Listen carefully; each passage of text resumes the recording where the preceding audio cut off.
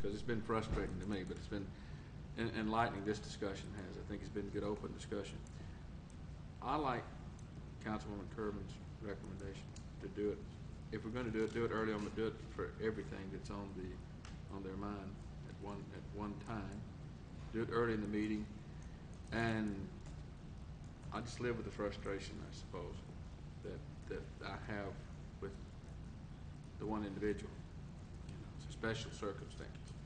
And the last thing I want to do is to penalize everyone else in the city that wants to come and talk because of one special circumstance. It's unfortunate, and I do get complaints and a number of people talking about it, but the last thing I want to do is to penalize and make people not want to come to the meeting because they have to wait so long.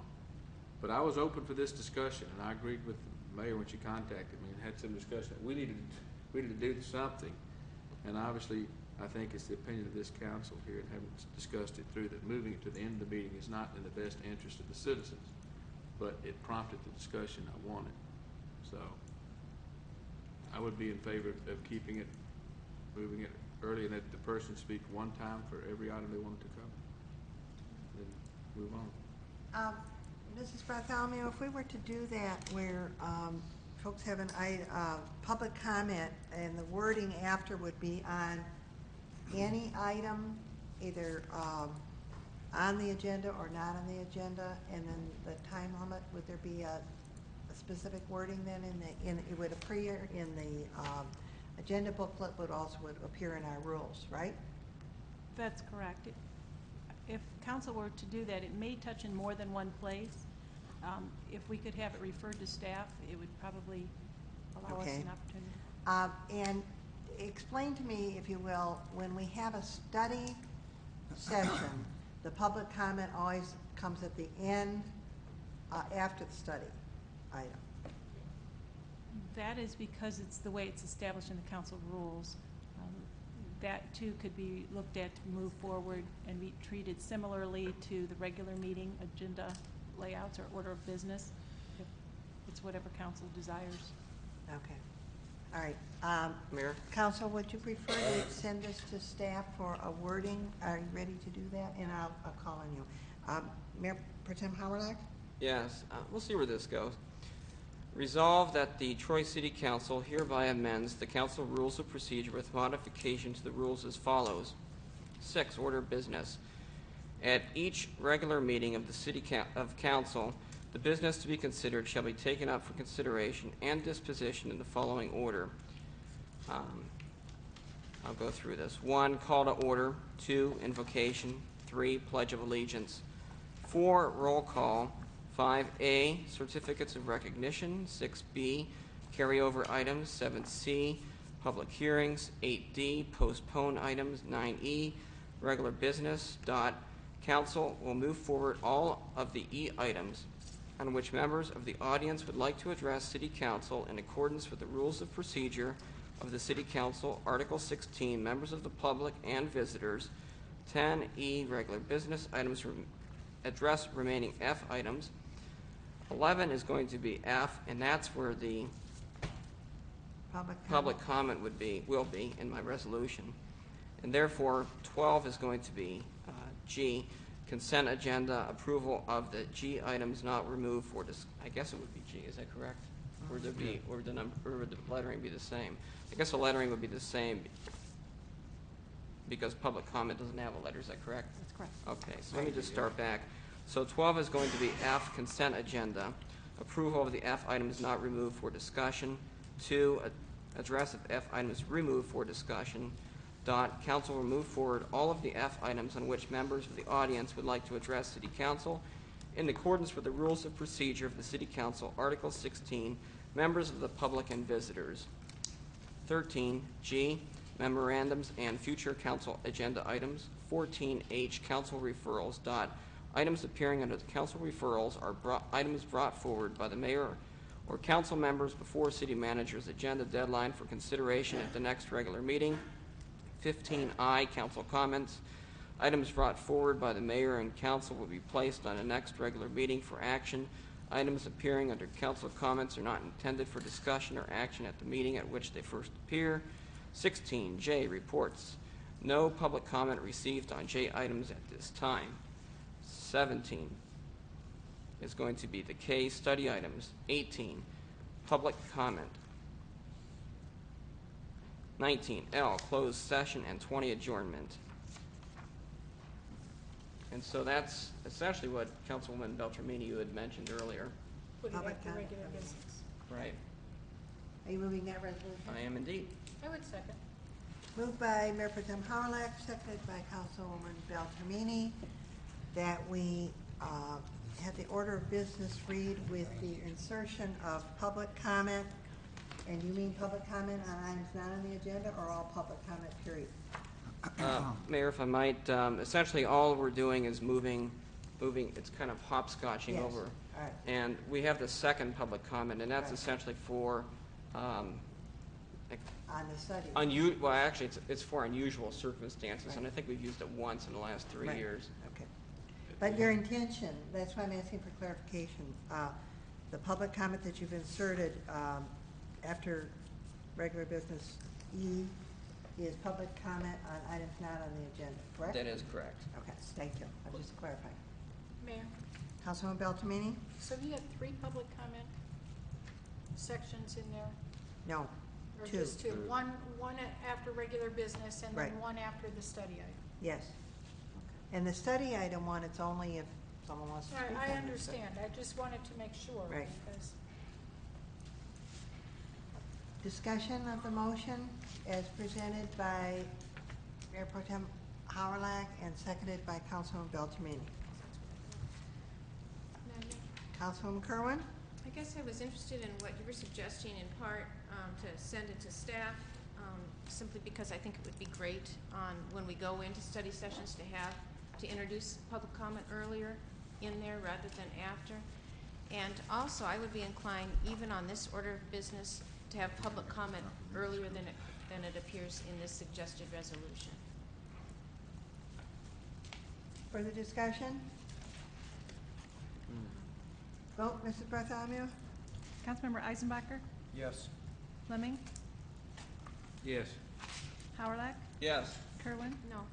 Mayor Schilling, Yes. Councilmember Beltramini, yes. Broomfield, No. Motion passes. We'll try this, we'll see how it works, you know, we can always rechange it. Okay, H2 is a proposed resolution to excuse absent city council members referred by Councilmember Eisenbacher, and there's a memo on the table here, gotta find it. Yes, Mayor. Yes, Councilman Eisenbacher. Do we discuss? I'd like to discuss it, but I'd like to move it first also. I'd like to move the resolution as presented. Support. Thank you. Moved by Councilman Eisenbacher, seconded by Councilman Broomfield. Discussion, Councilman Eisenbacher? Thank you. When I was going through all the items for these elections, reading through the charter, came across this item where, although it doesn't say in Robert's rules that you need to excuse people, and it doesn't say in our rules of procedure you need to excuse people, in our charter, there's a statement where absences are to be excused at the time of the meeting. Great. Relying Where on my was digital that? version. It's in between the 2 pages, between page 18 and 19. Which item is it? E, 6.2E, Okay. where it's unless such absences shall be excused by the council, and the reason therefore entered into the proceedings of the council at the time of each absence. And then I went back, I appreciate having all these very old minutes on our website. You can go back at least 45 years, and I was opening them up and found, yeah, back to 1965. What were you doing in your spare time? Well, I mean, trying to research for the meeting. And it's quick because it's always at the start of the agenda. You only open the first page, and then jump back, open up the first page. And I did find a couple of spots where people were excused for reasons that were not just illness and being out of the county. There were a couple times where family matters took precedent, and that was enough to excuse. So I do believe it's appropriate for us to follow in that tradition of excusing members that have missed and to list the reason, also because it is in our charter. And that's all. Councilwoman? Question for the Beltramini? city attorney, if I may. In, I guess my concern is, I believe that the charter considers illness, confining illness, I think is how it's worded, and absence from the county as appropriate reasons to miss a meeting. And that is specifically called out in the compulsory attendance clause of the charter. And so I'm perfectly comfortable sending the clerk, the city manager. I'm going to be out of the county, and I typically tell where it is so that that's a written document that then can be put in the minutes of the meeting. And I would think that we would still want to excuse those persons who missed a meeting because they had to work at their day job or they had a family commitment. I think that's still appropriate, but my question is, do we have to excuse reasons that the charter deems acceptable for missing a meeting? Mrs. Blum? It is discretionary. Council does have the opportunity to excuse for something other than confining illness or being out of the county. But I think that 4.6, you've correctly pointed out that illness and also absence from the county are specifically listed in section 4.6. However, in reading the whole context of this, those are excuses in the event of a compulsory attendance request. So it is limited in 4.6 to those meetings where attendance is required, and it is excusable if you do not attend under those circumstances for illness or absence from the county. Isn't there attendance required at all meetings? This is a specific action to compel attendance that is set forth in the first part of section 4.6.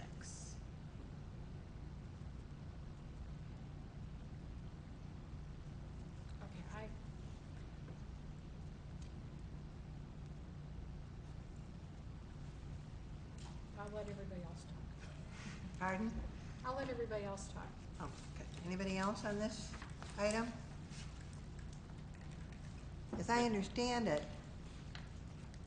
and we asked, when was it, back in February, whenever, when we said you don't have to excuse because you're already excused if you're gone for those two reasons. There's no reason to have a vote on it. And I thought we had clarified that back then, but Mrs. Bloom? Actually, I think there are At a a couple regular of meeting. things at work here. There was a discussion on the Open Meetings Act, and the discussion on the Open Meetings Act was that the Open Meetings Act requires the names of those persons who are present and who are absent to be noted in the minutes. Right. That is a requirement of the Open Meetings Act. And so that certainly everyone who is absent is noted, and that has been discussed previously. Council has the ability to either, excuse members when they think it's a justifiable excuse, and it is not necessarily limited to illness or being out of the county.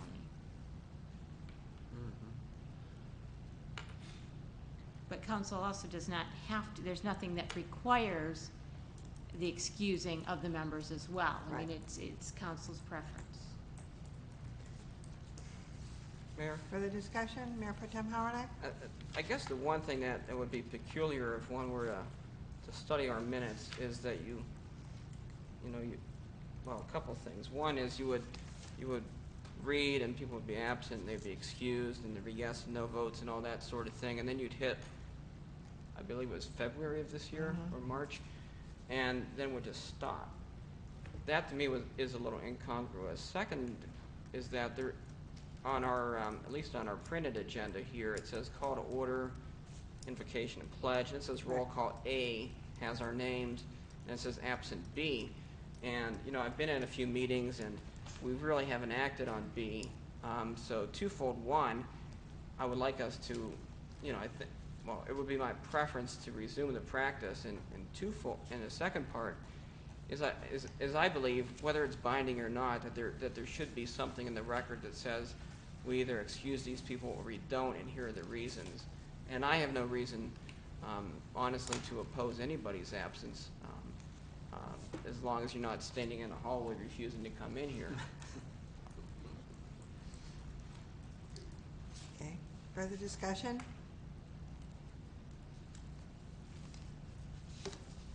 So my question is, in looking at this long list of absences that are in the agenda here, we had those people been absent and they were excused because they're excused anyway because of the charter. But now you want to have a vote to excuse them because you want it on the record that we've excused them. Is that correct, Councilman Eisbach? Mayor, Since February? I believe that the way that the attorney read it, where section 4.6 applies to compulsory attendance.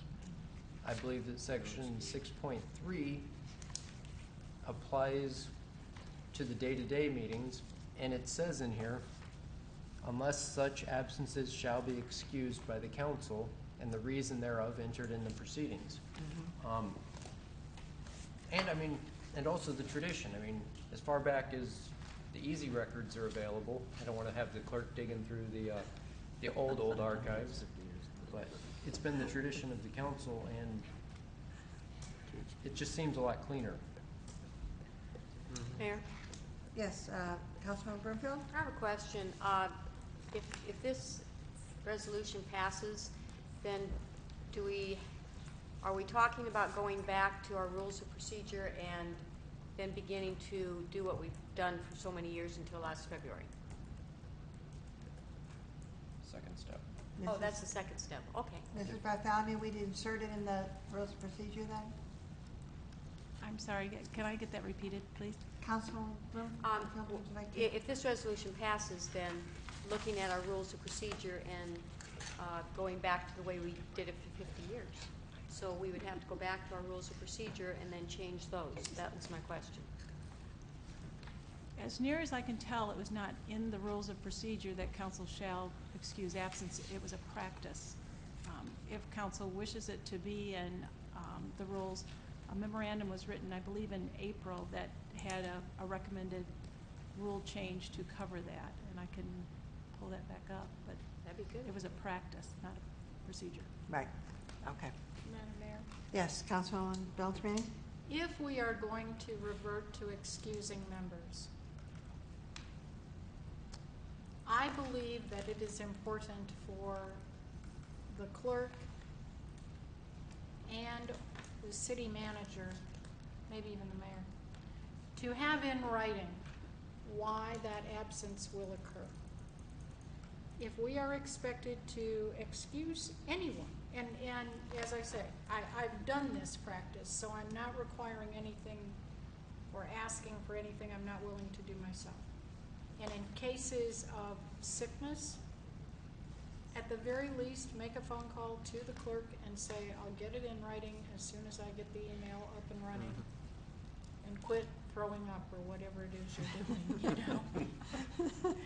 So, yeah, I just think as a courtesy, and that's part of my frustration over the last few years of excusing people. They're not at the meeting and somebody's on a cell phone calling, finding out, and then find out that the woman is two cities away or whatever. So I think that it's important to know why people aren't here. some official format. So if we are going to excuse, I would encourage people to fess up where you're gonna be. Councilwoman Kerwin? Well, you know, we met our young student Dane, who has, his name has been placed in nomination for our consideration next meeting for the Liquor Advisory Board. And reading his documentation, I thought it was interesting that he put, and of course I'll attend all the meetings and anything else that's required. And just in a, of course, and I think this goes to Councilmember Beltramini's surprise about compulsory. This job happens when we're sitting here at the table. This is the job. And as in Dane's comment in his, in one of his written statements for the packet, and anything else. But the job is to attend these meetings and vote. That's where this happens. That's where we're empowered. And I'm as surprised as anyone else that that wouldn't be an understood prerequisite. If you run for this job and choose to run for this job, it happens here at the table. The charter refers to may. There's no shall in there. The understanding is that elected members will come to the meetings. The may simply refers to, and we haven't seen a pattern of council members with a process of calling or notifying anybody. I think that if we had in place a process that was followed, I could understand it. But part of looking at this long list of absences and not having a clue on what the heck is going on raises questions. Mayor? Mayor Pro Tem Howard? Boy, it's pretty funny you should say that because, you know, you want people to come to the meetings and yet you don't want to listen to your constituents. I'd like to listen to the constituents and early, you very also, early and completely. Mayor, point of order. And just Councilwoman talk to you. Kerwin also doesn't listen to the rules. She's a little hot-headed tonight, aren't you? Excuse You're me, talking directly to me. Councilman. I have the floor. I can. know. I have. There's But- no limit on what I can say, as long as it addresses the item at hand. And Councilwoman Kerwin, or perhaps I should call her the rude, hot-headed councilwoman to my right, who interrupts people, and quite frankly doesn't play the same game as the rest of us, does not want to hear from her constituents, and that's part of the job that we've been elected to do. So before you go and lecture people about whether or not they can attend council meetings, I would suggest that you, A, do your job, and B, spend a couple of days walking in other people's shoes, including the shoes of the mayor when she was sick, me when I was working, which is something apparently you're not very good at doing because you want to get paid for being on council, but you don't want to do the work, and everybody else who's on this list. Councilman Howard, I think that we should have taken a break a few minutes ago. And so I'm going to call for a break right now because there are some people at this table that need to leave the room for a few minutes. So we'll be back in 10 minutes.